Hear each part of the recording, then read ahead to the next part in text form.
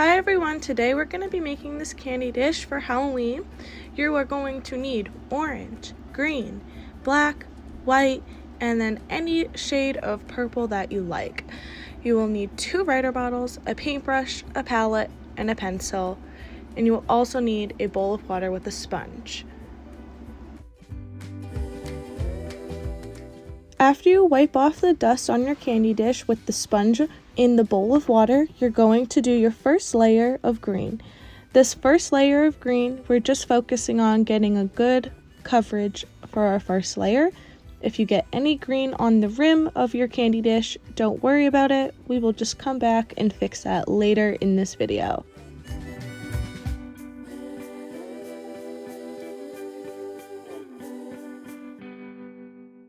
Moving on to our second layer, we're just going to repeat what we did for our first layer, just covering the entire center of our bowl with our green color we have here.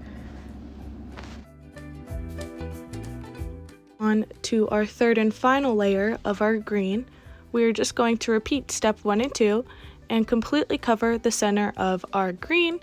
And if you do get any green on the rim of your dish, we can always just fix that later.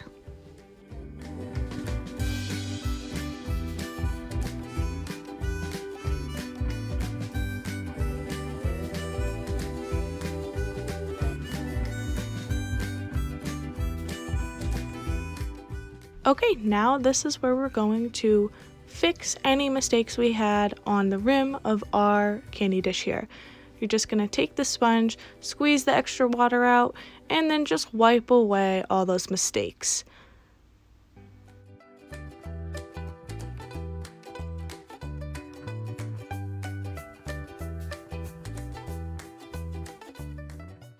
While our green color is drying here, we're going to move on to our pumpkins.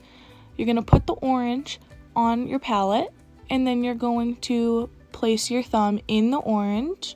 You're going to want to get off the extra orange that's on your thumb so you can see your thumbprints on the pottery when your candy dish is finished.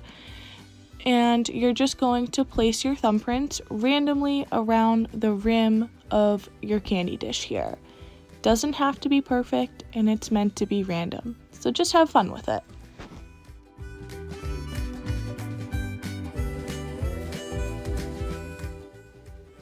Now we're going to let our pumpkins dry for a minute so that way we have a good thumbprint.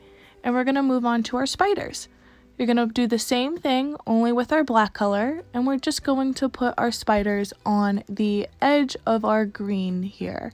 We're going to put them kind of in between the spaces of our pumpkins so that way we can make our webs later on.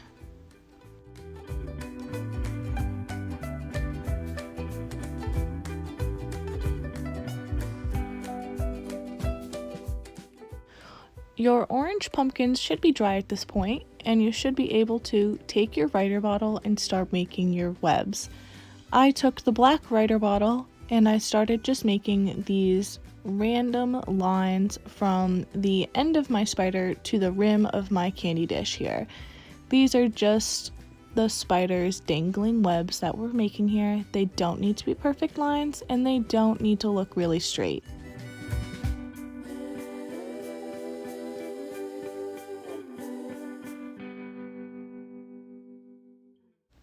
After our spider web lines have dried, we're going to move on to our pumpkins. We're going to just make some C motion lines on the rim and then kind of just move our way in for our pumpkin details.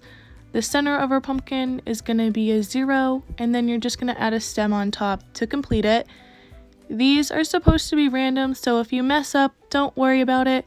They're not supposed to look the same, and they're not supposed to look perfect.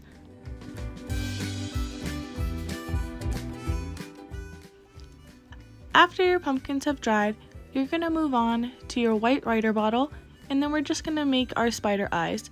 You're just going to want to do 2 dots in each spider.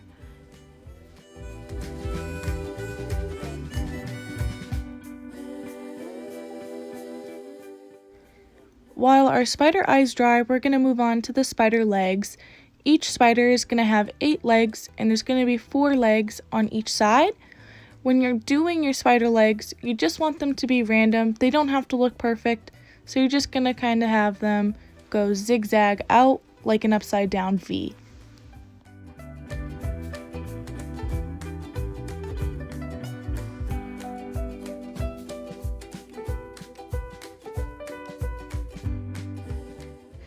After you're done with your spider legs, your spider eyes should be dry.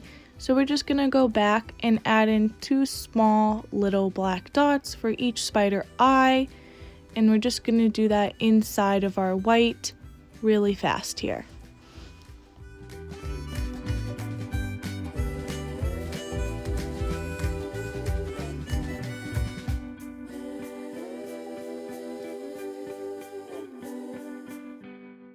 While we let everything dry, we are just going to do the rim of our candy dish here. You can choose whatever color you would like. I chose black to match the spider webs that we had made, and I'm just going to dip my dry sponge into my black color on the palette and just dab around the rim randomly until I like how it looks.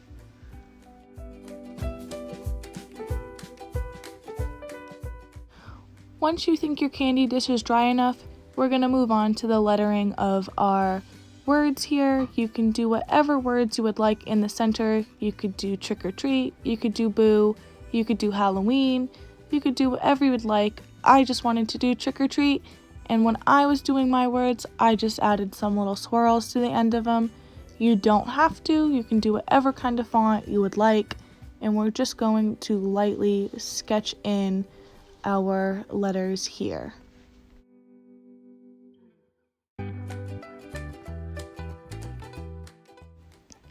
Once you like the way that your words look on your candy dish, you are going to move on to filling them in with the shade of purple that you chose. You want to use a writer bottle to sketch these in, and you're just going to follow the lines of your pencil mark. They don't have to follow them perfectly because your pencil marks will just burn off in the kiln and you won't see them anyways.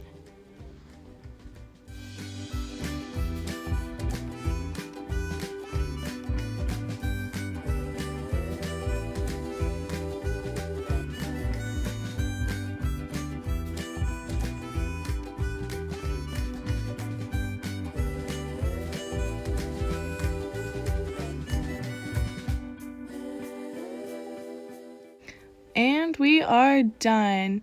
Thank you guys for following this tutorial of me making this candy dish for you. Hopefully you guys enjoy your candy dishes just as much as I enjoyed ours. Here's what it's going to look like after it is all fired in the kiln. And if you would like to see more of these videos, please subscribe to our YouTube channel.